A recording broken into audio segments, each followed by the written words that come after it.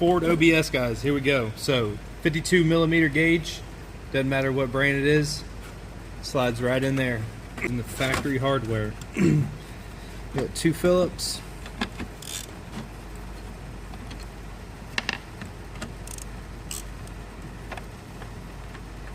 And there you go, factory hardware. That comes out.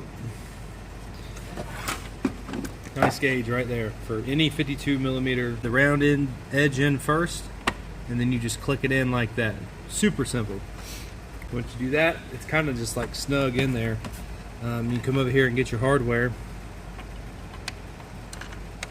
Go ahead and start hand threading that in.